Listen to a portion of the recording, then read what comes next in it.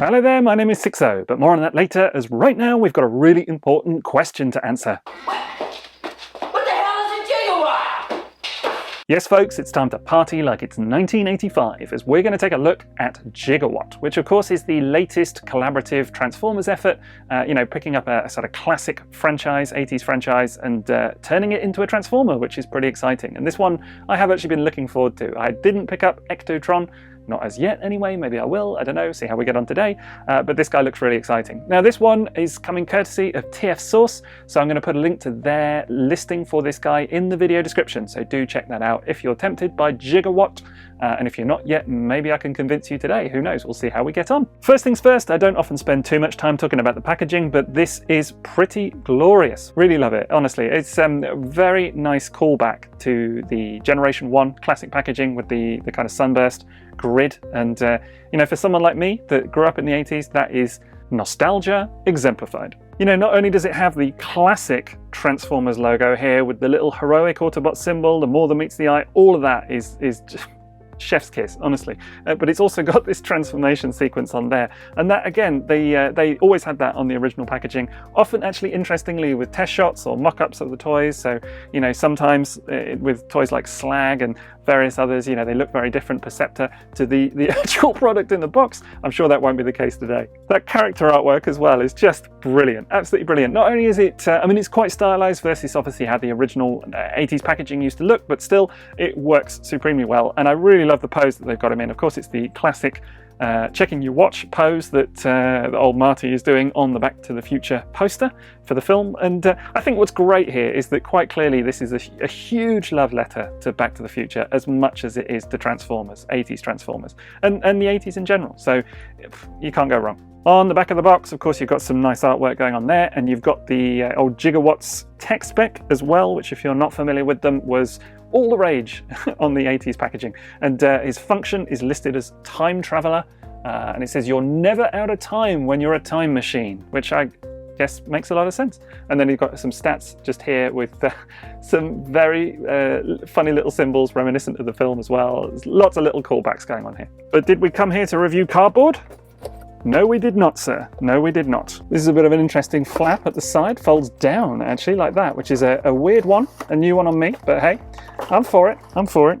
And there is, whoops, all the backing stuff coming off as well, but there's the toy itself. Right, we'll go ahead and get him out of his little clamshell prison in just a minute, but there you go, that's how it comes straight out of the box. In the box then you get a couple of accessories. First thing you get this, which of course is a fishing pole. No, it's not, it's the bit that connects to the car and obviously connects it to the electricity lines in order to get it powered up in order to travel through time in the film. Also got the character's weapon just here, which is mostly unpainted bare plastic, but then does have a little painted section just at the end, just there, which actually weirdly, at least on my copy, comes off. I presume that's meant to happen? I don't know, it just kind of did that straight out of the box. Now what is really cool and a very tiny attention to detail is if you really zoom in on this thing, and you can see how big it is versus my fingernail just there, is that it's got a Mr. Fusion bit of typing on there, and the logo as well, which of course was the power source.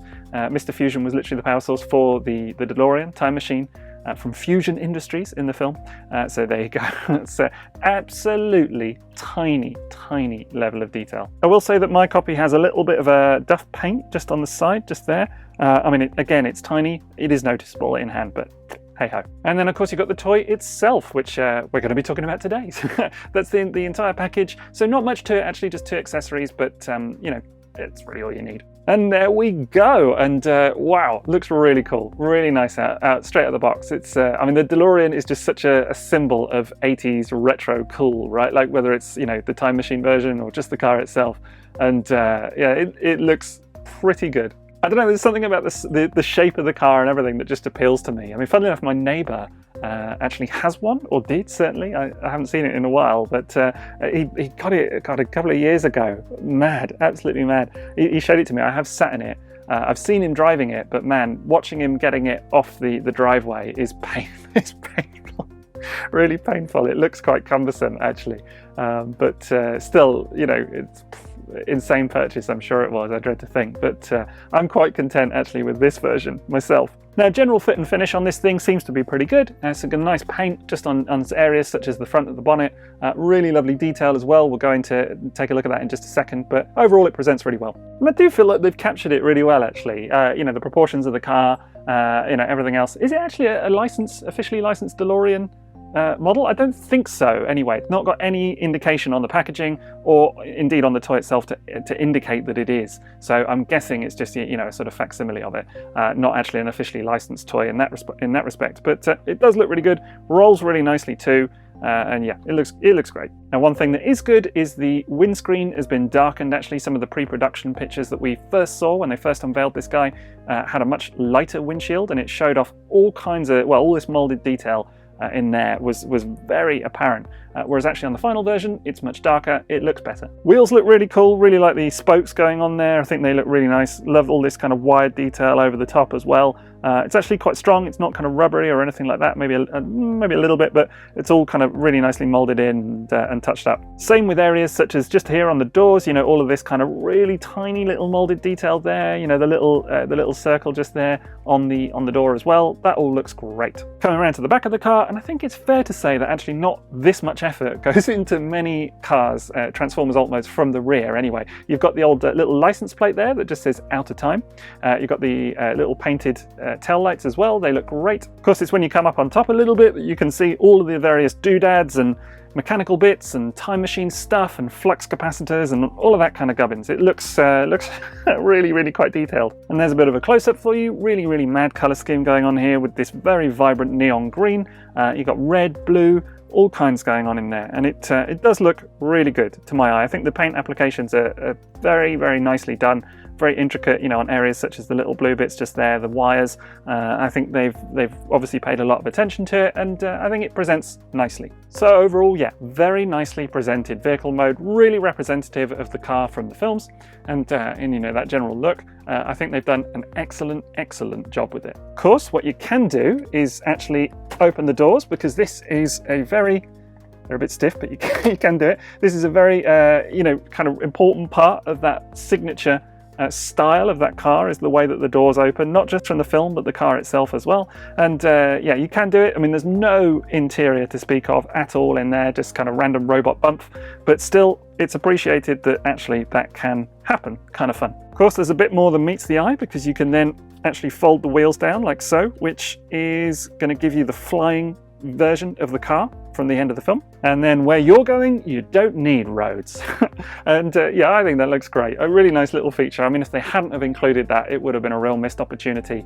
Obviously, the flight stand is mine. In this case, there's no flight stand with the figure, but still, I'm sure you'll have endless hours of fun swooshing that thing around the living room, no doubt. Then let's check out that little pole accessory that just pegs in to the top like so. And you know, it doesn't really do anything, it just kind of sits there, but still it's appreciated all the same, and it's a nice little callback from the film, and you can actually use this in robot mode as a kind of weapon accessory as well. Speaking of weapons, you can go ahead and actually store this one in his vehicle mode, so yeah, you do actually take the end off just like that. The main bulk of the gun then pegs in quite securely just underneath the front of the car, underneath the bonnet. And then of course the Mr. Fusion bit actually just clips in over the top of the back of the car mode like so. Don't know why that didn't occur to me before that that's what that did, because I guess it's kind of an obvious thing, but I just didn't clock it to begin with. But there you go, looks cool. Now, in terms of comparisons, let's start him off with a couple of obvious ones. These are some of the more recent Generations releases. Here you've got Generation Selects Tiger Track, of course, which is the same mold actually, rather unbelievably, as Gigawatt. And then here you've got Earthrise Sunstreaker, just for you know, kind of a bit of a further comparison. But yeah, I think he obviously shapes up really nicely, and that's quite clearly the sort of display that he's meant to be part of, if indeed you need such a thing and you don't just want it to be like a standalone you know, bot on your shelf. But yeah, rather incredibly, as I say, these two are actually the same toy, essentially, at the base of it anyway. They share all of the same engineering, just obviously Gigawatt is a heavy retool with significant amount of newly molded parts of this mold, which originally, of course, was Siege Sideswipe. I'm sure most of you know that, but it's kind of one of those that you look at it and it does kind of boggle your mind a little bit. I guess that's because realistically they've gone to such a lengthy extent to give this guy, entirely newly molded parts that actually in this mode you wouldn't even know that they shared the same core. I mean, it's more obvious in robot mode and as you get through transformation, but here, forget about it. They may as well be entirely separate toys. Of course, by no means do you have to have him in a Generations display. I mean, if you're not a Generations collector or Earthrise collector or whatever, and you want to pick him up, I think he's still fun. Do you know what I mean? There's still a lot of fun to be had with him. Here he is with a couple of Generation 1 lads. You've got Sideswipe and Sunstreaker, of course. Sideswipe, for clarity, is a reissue. It's the New Year special reissue, Takara reissue, but Sunstreaker is the original. And you know what? He is a little bit oversized in that regard, but hey, maybe that's your thing. Alternatively, there's nothing stopping Masterpiece collectors having a go with this guy. I mean, he is great fun, as I say. So here he is with a couple of Carbot lads, Masterpiece Carbot lads. You've got Blue Streak and Hound. And actually, you know what? I mean, the scale is so over the shop in the Masterpiece line anyway that realistically, why not give it a go, eh? I mean, I will say actually, just going back to my neighbour's DeLorean, I don't recall it being the largest car in the world, actually. But there you go. Maybe that works for you, I don't know. Or, why not just have a bit of a laugh with it? I mean, he is a time machine at the end of the day, can go anywhere. So maybe, you want to line him up with a few different bots from different eras, representing different eras. I got him here with my Beast Machines Dinobots, and I think that's kind of fun too. Do you know what I mean? You could have, get your old imagination going. You could go anywhere, any display, past or present. Oh, here he is. He's turned up to stop Beast Wars Megatron from cocking up the timeline again. Good lad. So yeah, joking aside, I got nothing but nice things to say about this guy in his car mode. But of course, that's just half the story, as this time the old DeLorean actually does transform. So let's check it out.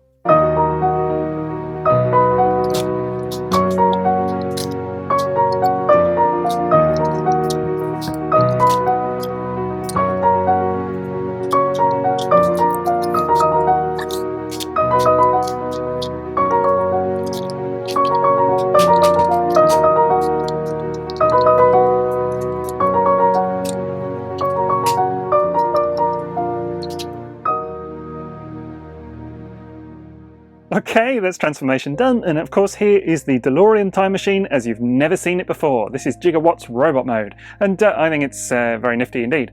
Transformation-wise, it's pretty elegant, I've got to say. It's if you've got the Siege Sideswipe mold in any of its many iterations now, then you'll know roughly what to expect, although there are a couple of curveballs along the way. But realistically, even if you don't, there's absolutely nothing there that should challenge anyone. And there's a couple of really nice tricks to it as well, and I do think the result looks really, really neat. I mean, just like the regular version of this mold, I do think that my favourite part of the transformation is probably the legs. I really like the way that you use part of the back section to essentially push out the feet from the back, so that the feet flip out the front.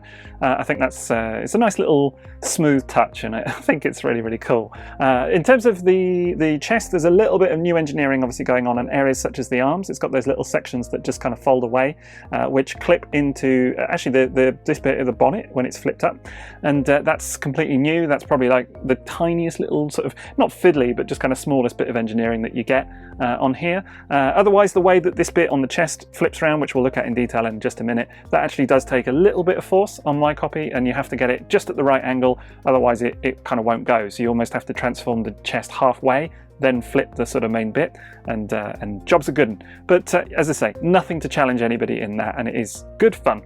And in terms of look, I just think it's superb. I really like how this guy looks in robot mode. I actually think they've really nailed it. I think with like Ectotron, which of course was the Ghostbusters collaborative figure, I did really like the look of the robot mode, but I feel like this guy somehow just has nailed it. In terms of, if you imagine the DeLorean to transform, then this is it for me. I think there was actually a custom doing the rounds a couple of years back of some Sideswipe figure or other. I can't remember which one it was.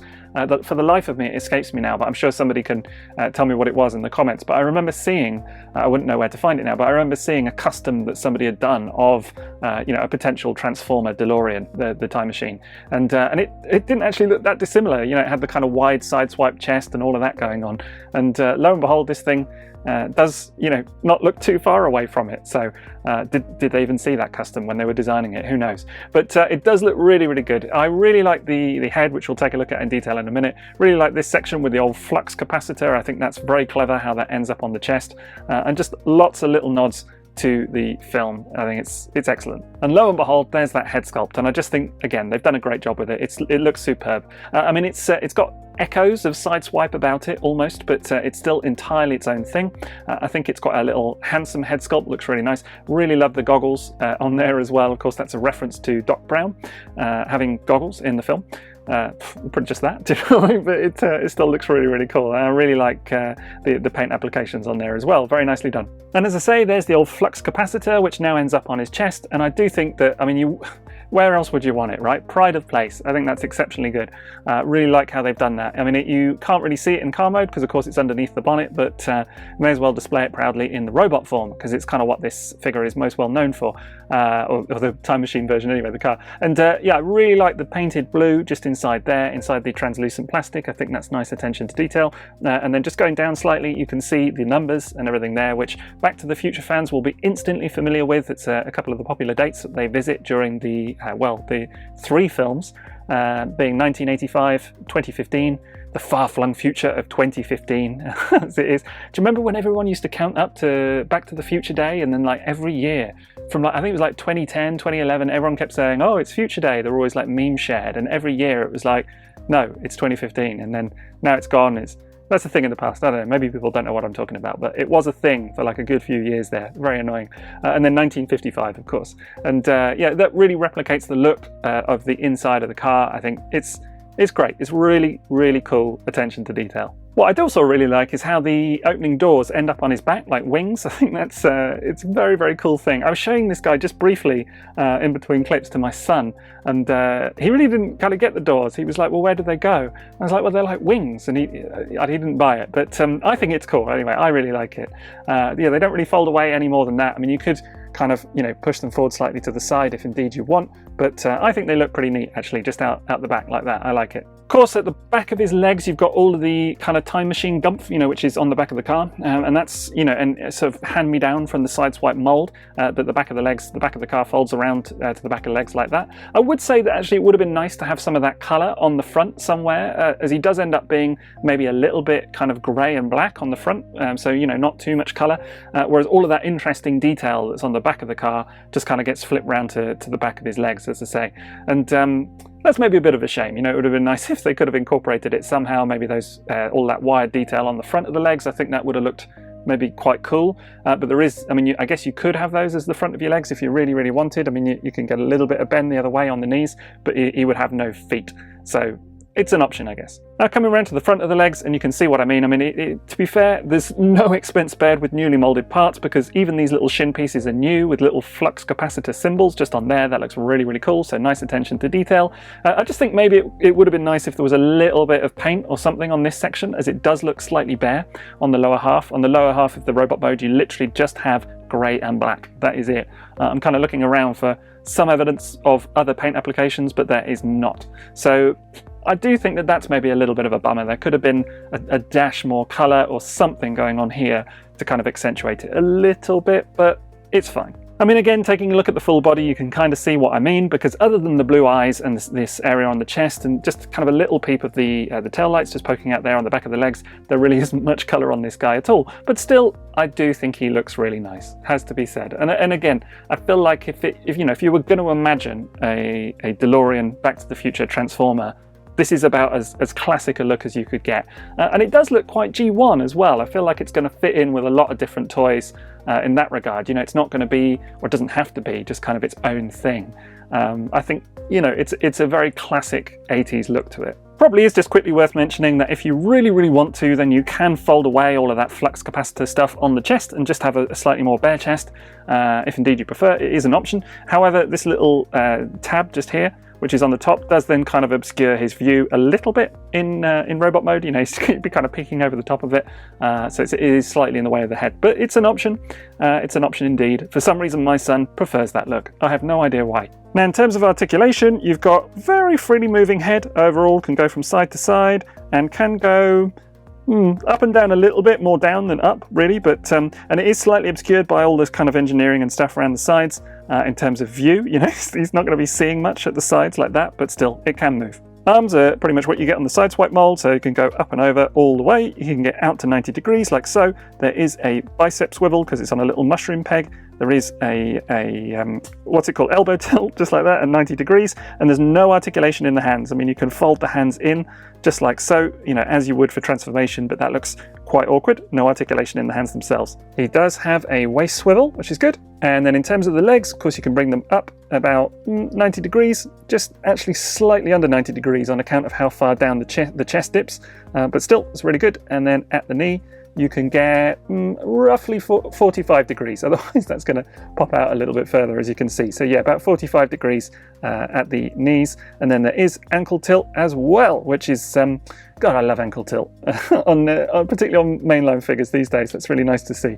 Anyway, overall, yeah, he's fairly poseable. I mean, he's got kind of everything you would expect, I suppose, is the thing to say. He's not uber articulated, and some of the bits like the chest are obviously quite big and blocky and do kind of, you know, impede kind of a larger range of motion. But you know, you can still pose him and have fun with him for sure. Of course, then you just want to peg his gun into his hand like so. With the with the Mr. Fusion on the back. It doesn't really fit into his hand very well at all. Hadn't occurred to me before. Yeah, if you want it to fit properly into the hand, that's going to have to come off. That's really strange. Of course, there's another option. If you really wanted to have that bit on the end, then you can peg it into his arm, like so, like a kind of shoulder-mounted cannon, like a fusion cannon. There you go, fusion cannon. Why, my word. I do think of this stuff on the spot, you know. I write all my own material.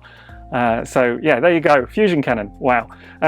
Anyway, it can also go into his forearm as well. So I'm going to be chuckling at my own jokes for the rest of the day now, I swear. See, you come to this channel for the robots and you stay for the terrible puns. How's that? But yeah, all joking aside, you can obviously have the gun the kind of more traditional way as well, I suppose. But yeah, there's just that little Mr. Fusion bit. It will go, but it doesn't really fit as properly as maybe it could. But still, it looks really cool even without it. Now, of course, the other accessory that you may remember from the car mode is this rod, which connects to the back of the car. It doesn't really peg into his hand that way. You have to use this little peg here, but you can kind of hold it like that, a bit like a fishing rod if you really, really want him to. However, the instructions kind of have you actually positioning it on his other forearm. So, but you know, really go nuts. It's up to you, isn't it? Do what you want with it. Overall then, there's, you know, quite a lot to like about the robot mode. It's, I mean, it's a simple affair, but it does look really, really good. I think for me, it's this bit on the chest that really kind of elevates it. I think if you didn't have that, it could be considered maybe a touch boring. But, you know, overall, there's enough going into it and enough kind of, certainly an extensive amount enough of, you know, the kind of remolding and everything to make this worthwhile and feel really good overall. Now, in terms of comparisons, here he is, of course, with a few of the Generations Autobots, the Generations lads, War for Cybertron and whatever else. And yeah, I would show him with Tiger Track as well, because of course they're the same sort of base design, as I say, but I can't really show him to you in robot mode at the moment, because he's currently undergoing a bit of a special project for Toy Hacks, which hasn't been unveiled yet, I don't believe. So I don't think I'm quite at liberty to show him to you, but you can see him here with Grapple, Sunstreaker and Trailbreaker, and quite naturally, given that he's, you know, from that sort of design, he fits in pretty well, I think. Then, of course, here he is with old Robodad himself. This is Optimus Prime, the Earthrise version, and maybe being welcome to the Autobots, perhaps, who knows. And then here he is with a random assortment of Generation 1 chaps, and you've got Sandstorm, you've got Boss and Jazz. Why not? I figured I'd just kind of pick out a few random ones from different eras of the Generation 1 line, just to show you how he shapes up. I actually think that looks pretty cool. I'd be well up for seeing a Generation 1 Gigawatt out of the original Sideswipe mold. That would be pretty cool too. And as we mentioned them in car mode earlier, here are a couple of Masterpiece toys as well. I figured I'd go for a couple of the Diaclone lads, just because they're a bit weird and wonderful too. So you've got Blue Streak and Corden, who of course is a former Toy of the Week on the channel. So there you go, you can see he's obviously quite small in comparison to them, and lacking in the same kind of you know, like hand articulation and that kind of stuff, but still it's a bit of fun, isn't it? In fact, old Gigawatt's such a smashing chap, then why not just stick him with anybody? I think he gels in pretty nicely across the board. So here he is with a bit of Masterpiece Beast Wars, and why not, eh? Actually, you know what, given that Gigawatt is so bizarre and doesn't really necessarily have a home of his own, I'm just up for doing a few weird and wonderful comparisons, like this guy. Actually, I think if there was one Transformers line in history that was just about bizarre enough to cope with something like Gigawatt, then it's probably RID 2001, isn't it? Because it's just a random collection of odds and sods at the end of the day. And I don't know, something about him, maybe it's just me, maybe I'm just like being a bit off the wall, but why not? Or even a few random Armada lads. How's that for you? Get a bit of Unicron trilogy flair going on in there. And do you know what, actually thinking about it, I kind of feel like old Wheeljack here, or Rampage actually, this toy is the Takara version. I kind of feel like that would actually make a really nice repaint for a Gigawatt toy as well. I can't imagine it. He's even got the doors that kind of slide out onto the back like wings, so food for thought. In fact, I know it's a bit silly, but I kind of like the idea of this guy kind of bouncing around your all of the different facets of your collection and kind of uniting them. You know, like if you could cross realities as well as time somehow. I don't know. Whatever floats your boat in terms of headcanon. But it's fun to think that actually, you know, you could, if you've got kind of a multiverse in all the different aspects of the Transformers line, that this is one character that could kind of travel between them somehow. I don't know. Go nuts with it. Anyway, in conclusion then, it's got to be said that Gigawatt is a bit of a success overall. He's a fun old toy. Really, really nice vehicle mode, fun transformation, and certainly a decent robot mode as well. And, you know, really, it's a big love letter to the 1980s, huge love letter to Back to the Future, and of course Transformers as well, of all iterations. So, gotta love it. What can be said? It's definitely a toot. And as a little coda from me, don't forget first of all that you can order this guy from TF Source now, so you'll find a link to their site in the video description. And also just wanted to say a quick personal thank you to everyone who has supported me in this new endeavour on YouTube so far this year. The channel has only been going since, well, the first video was in April, so it's really not been all that long. And it's been a journey of discovery, but I've really enjoyed it, and thank you so much to everyone who's subscribed so far. Really appreciated. And indeed, all the lovely comments, all the support I've received, you know, all the love. It's been absolutely fantastic. But seriously, a big thank you. I really do mean it, honestly. Otherwise, that's it from me. So don't forget to drop me a like if you enjoyed today's video, and have a fantastic holiday season, however you celebrate. TTFN.